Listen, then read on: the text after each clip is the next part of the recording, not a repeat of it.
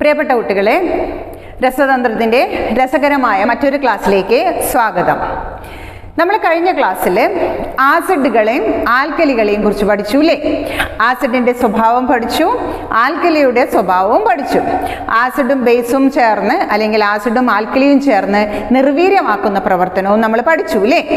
നമ്മൾ കഴിഞ്ഞ ക്ലാസ്സിൽ പറഞ്ഞു നമ്മുടെ വയറ്റിൽ അസിഡിറ്റി നമുക്കുണ്ടാവാം. ആമാശയത്തിൽ ഹൈഡ്രോക്ലോറിക് ആസിഡ് കൂടുതൽ ഉൽപ്പാദിപ്പിക്കപ്പെടുമ്പോൾ നമുക്ക് അസിഡിറ്റി ഉണ്ടാകുമെന്നും അപ്പോൾ നമ്മൾ ആന്റാസിഡുകൾ കഴിക്കുമെന്നും പറഞ്ഞു. നമ്മൾ കൃഷി ചെയ്യുന്നത് നിങ്ങൾ ശ്രദ്ധിച്ചിട്ടുണ്ടോ? കൃഷിക്ക് നിലമൊരുക്കുമ്പോൾ കുമ്മായം വിതറുന്നത് നിങ്ങൾ കണ്ടിട്ടുണ്ടോ?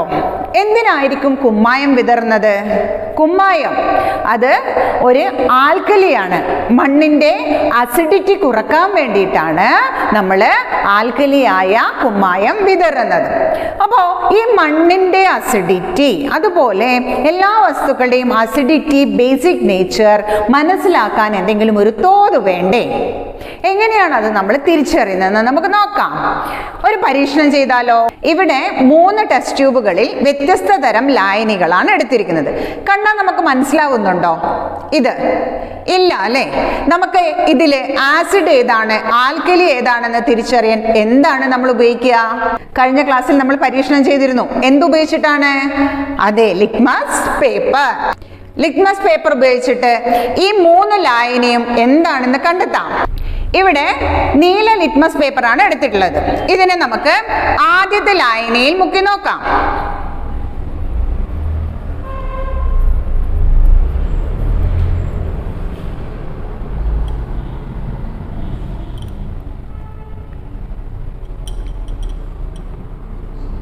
ആദ്യത്തെ ലായനിയിൽ മുക്കുമ്പോൾ എന്താണ് നമുക്ക് കിട്ടിയത്? ചുവപ്പ് നിറം അല്ലേ? അപ്പോ ഈ ലായനി എന്തായിരിക്കും? ആസിഡ് ആണെന്ന് നമുക്ക് മനസ്സിലായി ഇല്ലേ? നമുക്ക് രണ്ടാമത്തെ ലായനിയിൽ നീല ലിറ്റ്മസ് പേപ്പർ മുക്കി നോക്കാം.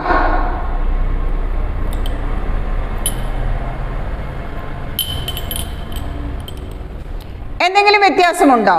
ഒന്നുമില്ല അല്ലേ? അപ്പൊ ഇത് ഒന്നിക്കൽ ജലമാവാം, അല്ലെങ്കിൽ ആൽക്കലി ആവാം. അപ്പൊ ആൽക്കലി ആണെങ്കിലോ ചുവന്ന ലിറ്റ്മസ് പേപ്പറിനെ നീലയാക്കുന്നു. നമുക്ക് ചെയ്ത് നോക്കാം.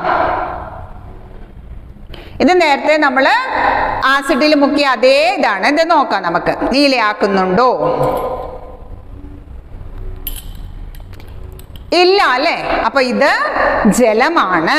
അപ്പൊ നമുക്ക് പരീക്ഷണത്തിൽ നിന്ന് മനസ്സിലായി, ആദ്യത്തെ ടെസ്റ്റ് ട്യൂബ് ഇത് ആസിഡ് ആണെന്നും ഇത് ജലമാണെന്നും മനസ്സിലായി. ഇനി ഇതെന്താണെന്ന് നമുക്ക് കണ്ടെത്താം. ഇവിടെ ചുവന്ന ലിറ്റ്മസ് പേപ്പറിനെ നീലയാക്കുകയാണെങ്കിൽ അത് ആൽക്കലി ആയിരിക്കും. അല്ല, നീല ലിറ്റ്മസ് പേപ്പറിനെ ചുവപ്പാക്കുകയാണെങ്കിൽ അത് ആസിഡ് ആയിരിക്കും. നമുക്ക് ചെയ്തു നോക്കാം. ഈ ചുവന്ന ലിറ്റ്മസ് പേപ്പർ നേരത്തെ നമ്മൾ ആസിഡിൽ മുക്കിയപ്പോൾ ചുവപ്പ് നിറമായതാണ്. നമുക്ക് നോക്കാം ഇതിലെ മാറ്റം വരുത്തുമെന്ന്. എന്താണ് ഇവിടെ കാണാൻ കഴിഞ്ഞത്?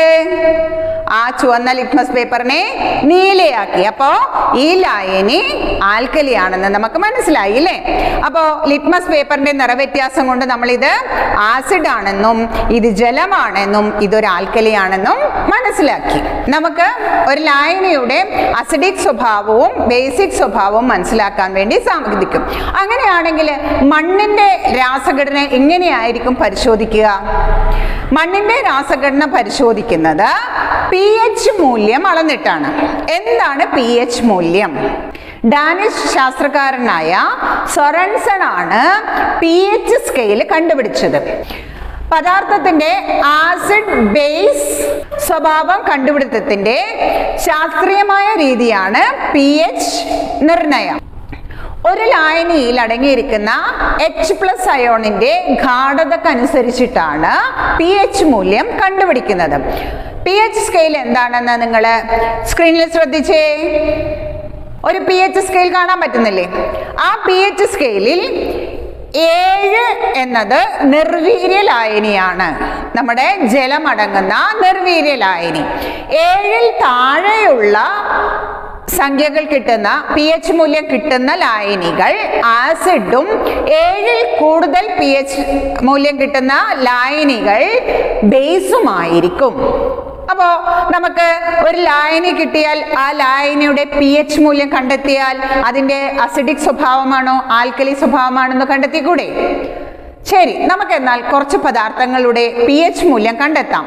pH മൂല്യം കണ്ടെത്താൻ വേണ്ടി pH സ്കെയിലും pH ഇൻഡിക്കേറ്ററും ആണ് ഉപയോഗിക്കുന്നത്. ഇതാണ് pH ഇൻഡിക്കേറ്റർ.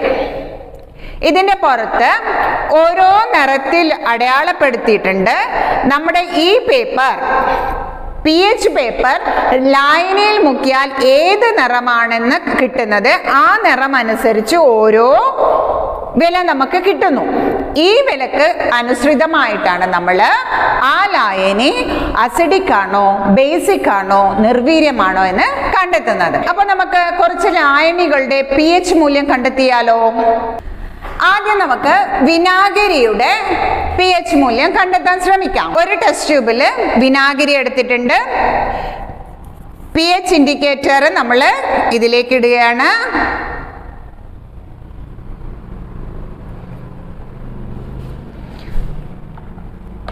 ഇവിടെ എന്താണ് നിറം കിട്ടിയിരിക്കുന്നത്? മഞ്ഞയാണ് അല്ലേ? നമുക്കിത് pH ഇൻഡിക്കേറ്ററിൽ എവിടെയാണെന്ന് നോക്കാം. നോക്കിയേ, എവിടെയാണ് വരുന്നത്? ഇവിടെ. അപ്പൊ എത്രയാണ് വില? 3. അപ്പോ വിനാഗിരിക്ക് നമുക്ക് കിട്ടിയത് മഞ്ഞ നിറമാണ്, അതിന്റെ വില 3 ആണ്. അപ്പോ വിനാഗിരിയുടെ pH മൂല്യം എത്രയാണ്? 3. പേപ്പറിന്റെ നിറം എന്താണ് നമുക്ക് കിട്ടിയത്? എന്താണ് നിറം കിട്ടിയത്? മഞ്ഞ.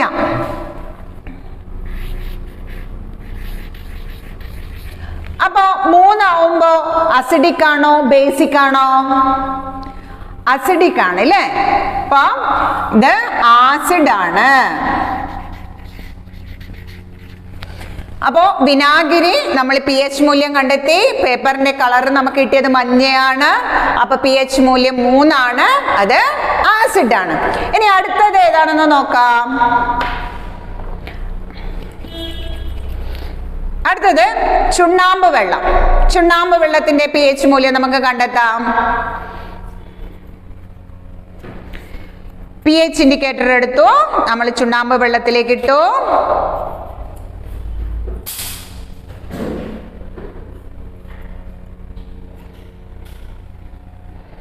എന്താണ് നിറം കിട്ടിയത്? വയലറ്റ് ആണ് അല്ലേ? ഇതെവിടെയാ വരുന്നത്? ഇവിടെ. ഇവിടെ എത്രയാണ് മൂല്യം? 9 അല്ലേ? അപ്പൊ നമുക്ക് നിറം ലഭിച്ചത് വയലറ്റ് ആണ്. ഇവിടെ മൂല്യമുള്ളത് 9 ആണ്. നിറം നമുക്ക് ലഭിച്ചത് വയലറ്റ്, ഇവിടെ 9. ഇത് 7-നേക്കാൾ കൂടുതലാണ് അല്ലേ? 7-നേക്കാൾ കുറവാകുമ്പോ അസിഡിക്, അപ്പൊ 7-നേക്കാൾ കൂടുതലാവുമ്പോ ബേസ് അല്ലെങ്കിൽ ആൽക്കലി സ്വഭാവം. അടുത്തത് ഏതാണ്? നേർപ്പിച്ച ഹൈഡ്രോക്ലോറിക് ആസിഡ്. അപ്പൊ നേർപ്പിച്ച ഹൈഡ്രോക്ലോറിക് ആസിഡ് എടുത്തിട്ടുണ്ട്. ഇതിലേക്ക് നമുക്ക് pH ഇൻഡിക്കേറ്റർ ഇട്ട് നോക്കാം.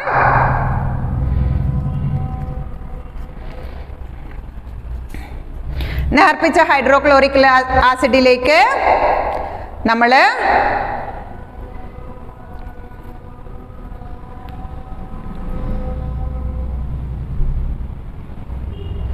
എന്താണ് നിറം കിട്ടിയത്? ഓറഞ്ച് ആണ് അല്ലേ? അപ്പൊ pH ഇൻഡിക്കേറ്ററിൽ ഇവിടെ 2 ആണ്. 2 ആണ് നമുക്ക് കിട്ടിയത്. അപ്പൊ ഇവിടെ നമുക്ക് എഴുതാം എന്താണ് നിറം കിട്ടിയത്? ഓറഞ്ച് നിറം കിട്ടി. എത്ര pH മൂല്യം? 2. അപ്പൊ അസിഡിക് ആയിരിക്കോ ബേസിക് ആയിരിക്കോ? 2 7-നേക്കാൾ കൂടുതലോ കുറവോ? കുറവാണല്ലേ? അപ്പൊ അസിഡിക്. ആസിഡ് ആണ്. അപ്പൊ നമുക്ക് ഹൈഡ്രോക്ലോറിക് ആസിഡിന്റെ pH മൂല്യം നമുക്ക് കിട്ടി 2 ആണ്, അത് ആസിഡ് ആണ്. ഇനി അടുത്ത ലായനി നോക്കാം. അടുത്തത് ഏതാണ്? ജലം.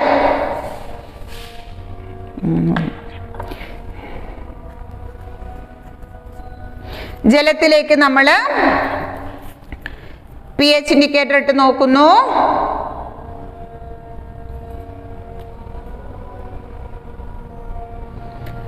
എന്താ നമുക്ക് കാണാൻ കഴിഞ്ഞത്?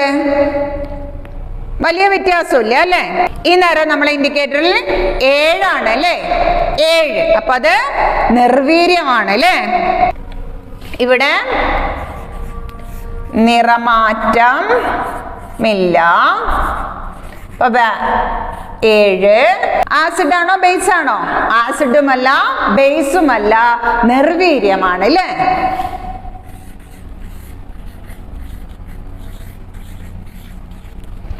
അപ്പോൾ ജലത്തിൻ്റെത് നോക്കുമ്പോൾ നമുക്ക് pH മൂല്യം 7 കിട്ടി. pH ഇൻഡിക്കേറ്ററിൽ നിറവ്യത്യാസം ഉണ്ടായിരുന്നില്ല, അതുകൊണ്ട് തന്നെ ആ ജലം നിർവീര്യമാണ്. ഇനി അടുത്ത ലായനി നമുക്ക് നോക്കാം. അലക്കുകാര ലായനി, അതായത് സോഡിയം ഹൈഡ്രോക്സൈഡ്. സോഡിയം ഹൈഡ്രോക്സൈഡ് ലായനി എടുത്തിട്ടുണ്ട്. അതിലേക്ക് നമുക്ക് ഇൻഡിക്കേറ്റർ ഇട്ട് നോക്കാം.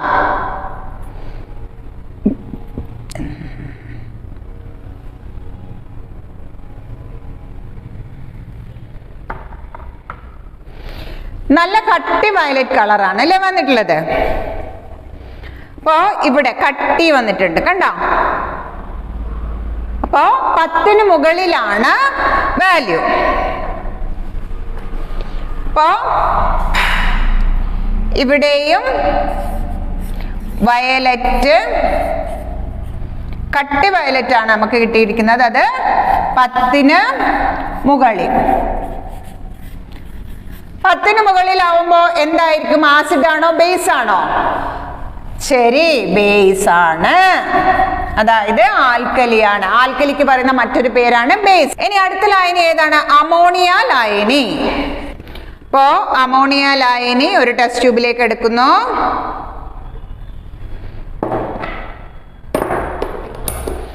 അതിലേക്ക്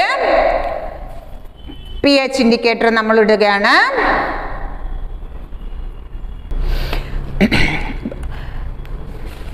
എന്താണ് നിറം കിട്ടിയത്? വയലറ്റ് തന്നെയാണ് അല്ലേ? ഇതും കട്ടി വയലറ്റ് നിറമാണ്, 10 മുകളിലാണ് ഉള്ളത്. അപ്പോ ഇതും വയലറ്റ് കളറാണ് കിട്ടിയത്, 10 മുകളിലാണ്. എന്തായിരിക്കും? ബേസ് ആണ് അല്ലേ? ഇനി അടുത്ത ഏതാണ് ലായനി? പൊട്ടാസ്യം നൈട്രേറ്റ് ലായനി. പൊട്ടാസ്യം നൈട്രേറ്റ് ലായനിയിൽ നമുക്ക് പരീക്ഷണം നടത്തി നോക്കാം. പൊട്ടാസ്യം നൈട്രേറ്റ് ലായനി ഒരു ടെസ്റ്റ് ട്യൂബിൽ എടുത്തിട്ടുണ്ട്. അതിലേക്ക് നമ്മൾ ഇൻഡിക്കേറ്റർ ചേർത്തു. നിറവ്യത്യാസം ഒന്നും തന്നെ ഇല്ല അല്ലേ?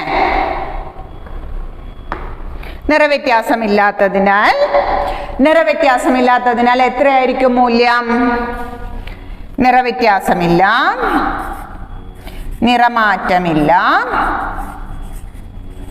അപ്പോ 7. അപ്പൊ എന്തായിരിക്കും? ആസിഡ് ആണോ ബേസ് ആണോ? ആസിഡുമല്ല ബേസുമല്ല, നിർവീര്യമാണ്.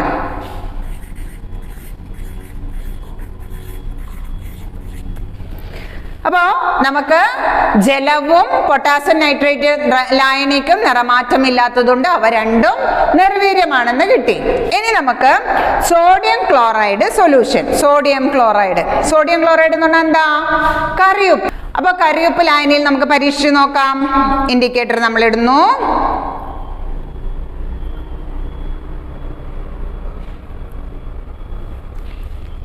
നിറവ്യത്യാസം ഉണ്ടോ? ഇല്ല അല്ലേ? നിറവ്യത്യാസം ഇല്ല. അപ്പൊ സോഡിയം ക്ലോറൈഡ് ലായനിയുടെ pH മൂല്യം എത്രയായിരിക്കും? 7 അല്ലേ? ഇപ്പോ പേപ്പറിന്റെ നിറമാറ്റമില്ല,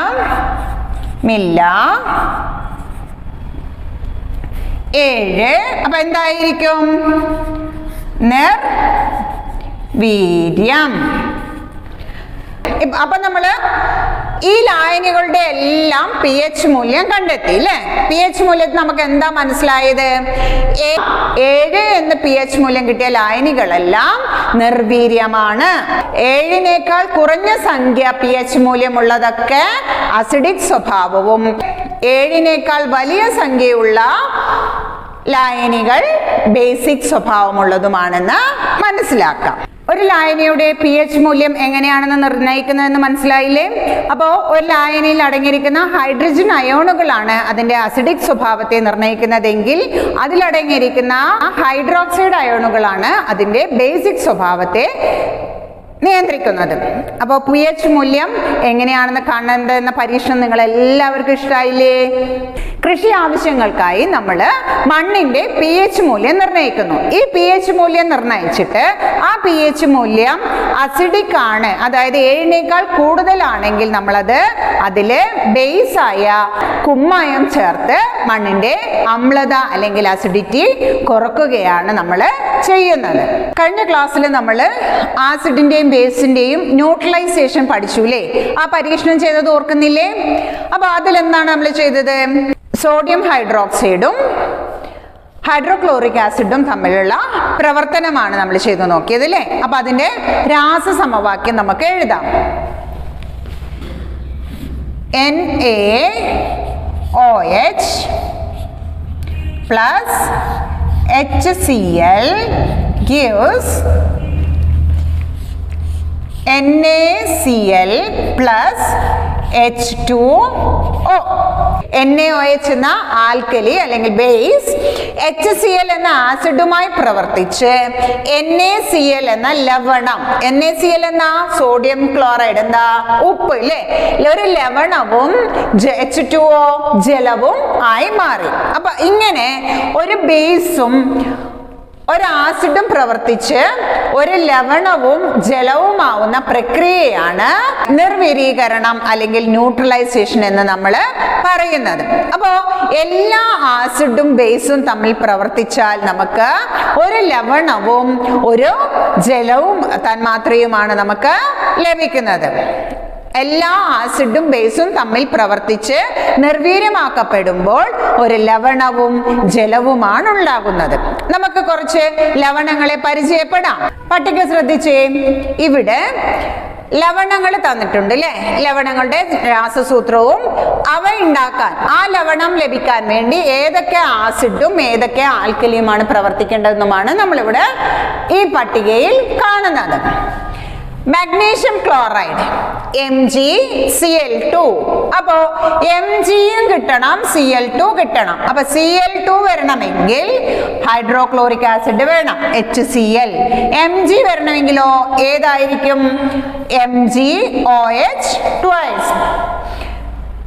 മാഗ്നീഷ്യം ഹൈഡ്രോക്സൈഡ്. അപ്പൊ മാഗ്നീഷ്യം ക്ലോറൈഡ് കിട്ടണമെങ്കിൽ ഹൈഡ്രോക്ലോറിക് ആസിഡും മാഗ്നീഷ്യം ഹൈഡ്രോക്സൈഡും പ്രവർത്തിച്ചിട്ടാണ് മാഗ്നീഷ്യം ക്ലോറൈഡ് ലഭിക്കുന്നത്. ഇനി അടുത്തത് നോക്കാം. Calcium sulphate. കാൽസ്യം സൾഫേറ്റ് കിട്ടണമെങ്കിൽ സൾഫർ വേണോ അല്ലെ? അതിന് സൾഫ്യൂരിക് ആസിഡും കാൽസ്യം ഹൈഡ്രോക്സൈഡും ചേർന്നിട്ടാണ് കാൽസ്യം സൾഫേറ്റ് കിട്ടുന്നത്. കണ്ടില്ലേ?